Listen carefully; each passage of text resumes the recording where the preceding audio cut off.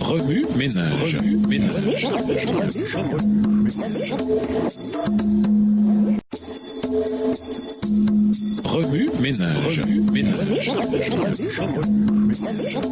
Bienvenue dans votre émission. Remue ménage. Nous voilà à la leçon de mardi, les sosies ou la contrefaçon satanique. Lisons Daniel chapitre 7. Daniel 7. La première année de Belchazzar, roi de Babylone, Daniel eut un songe et des visions de son esprit pendant qu'il était sur sa couche. Ensuite, il écrivit le songe et raconta les principales choses. Daniel commença et dit: Je regardais pendant ma vision nocturne, et voici les 4 vents des cieux firent irruption sur la grande mer, et 4 grands animaux sortirent de la mer, différents l'un de l'autre. Le premier était semblable à un lion, et avait des ailes d'aigle. Je regardai jusqu'au moment où ses ailes furent arrachées. Il fut enlevé de terre et mis debout sur ses pieds comme un homme, et un cœur d'homme lui fut donné. Et voici, un second animal était semblable à un ours, et se tenait sur un côté. Il avait 3 côtes dans la gueule, entre les dents, et on lui disait: Lève-toi, mange beaucoup de chair. Verset 6. Après cela, je regardai, et voici, un autre était semblable à un léopard, et avait sur le dos 4 ailes comme un oiseau. Cet animal avait 4 têtes, et la domination lui fut donnée. Après cela, je regardai pendant mes visions nocturnes, et voici,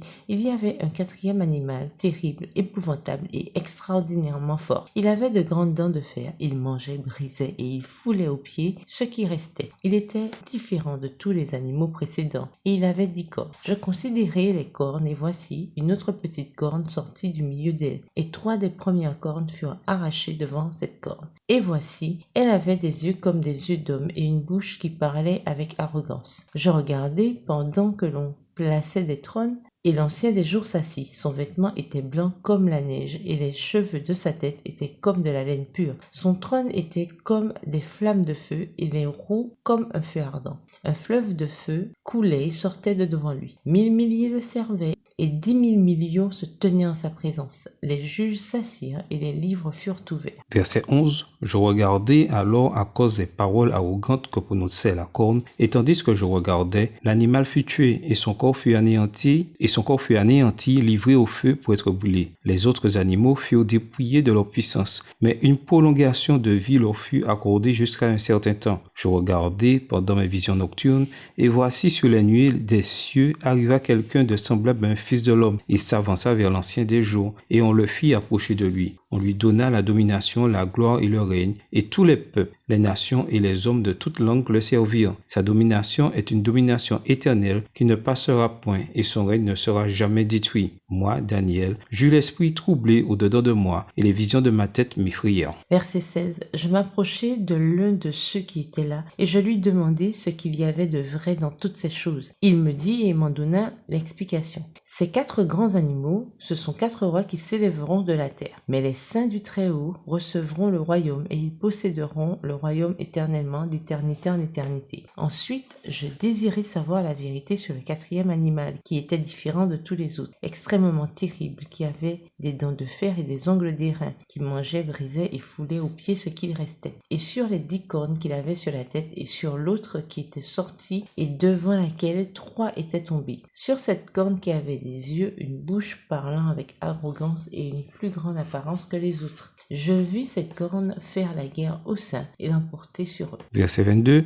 Jusqu'au moment où l'ancien des jours vint donner droit aux saints du Très-Haut, et le temps arriva où les saints furent en possession du royaume. Il me parla ainsi. Le 4e animal, c'est un 4e royaume qui existera sur la terre différent de tous les royaumes, et qui dévorera toute la terre, la foulera et la brisera. Les 10 cornes, ce sont 10 rois qui s'élèveront de ce royaume. Un autre s'élèvera après eux. Il sera différent des premiers, et il abaissera 3 rois. Il prononcera des paroles contre le Très-Haut. Il opprimera les saints du Très-Haut, et il espérera changer les temps et la loi. Et les saints seront livrés entre ses mains pendant un temps, des temps et la moitié d'un temps. Puis viendra le jugement, et on lui ôtera sa domination qui sera détruite et anéantie pour jamais. Le règne, la domination et la grandeur de tous les royaumes qui sont sous les cieux seront donnés au peuple des saints du Très-Haut. Son règne est un règne éternel, et tous les dominateurs le serviront et lui obéiront.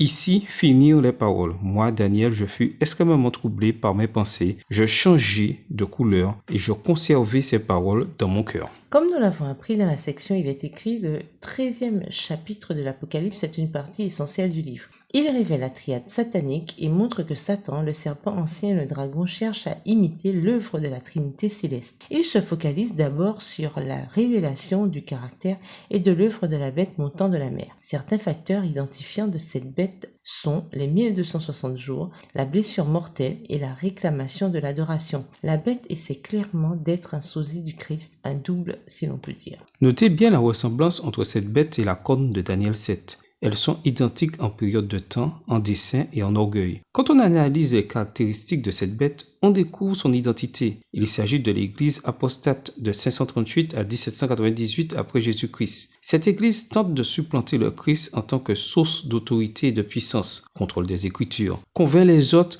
qu'elle est l'unique chemin pour aller au ciel, d'urgence, persécute les saints et parle d'elle-même avec orgueil. Ainsi, l'histoire prouve que cette vision s'est bel et bien accomplie. Le second complice est décrit au verset 11 à 18. Cette seconde bête représente une autre puissance. À l'égal de la première bête, la deuxième bête essaie elle aussi d'imiter l'œuvre d'un autre membre de la Trinité, le Saint-Esprit. Elle signale principalement la première bête, la contrefaçon du Christ et l'exalte. En outre, elle est puissante et s'assure d'en faire la preuve dans une tentative de copier les miracles accomplis par l'une des personnes de la divinité. Aussi, elle marque ceux qui adorent la bête en imitant la façon dont le Saint-Esprit scelle ceux qui gardent les commandements de Dieu et qui ont la foi de Jésus. La bête montant de la mer peut être identifiée comme une autre entité dans l'histoire. Les États-Unis d'Amérique, un pays qui ressemble à un agneau mais qui parle comme un dragon. Avec la proclamation de la prétendue liberté religieuse, la collaboration avec les mouvements œcuméniques et leur pluralité, les États-Unis sont un candidat parfait pour jouer un rôle important à la fin du grand conflit. Leur fonction et leur influence attireront l'attention sur la bête montant de la mer et sur ses desseins futurs. En résumé, Apocalypse 13 présente la façon dont les falsificateurs essaient d'imiter le Christ et le Saint-Esprit. Pour reconnaître ces sophismes venant de l'ennemi et de ses suppôts, il nous faut avoir une excellente connaissance de la divinité. Webby Ménage, comment pouvons-nous enseigner le ministère du Saint-Esprit de façon plus concrète? Quel membre de la divinité le diable imite-t-il? De quelle façon? Au revoir. Et à demain si Dieu veut. Remue ménage.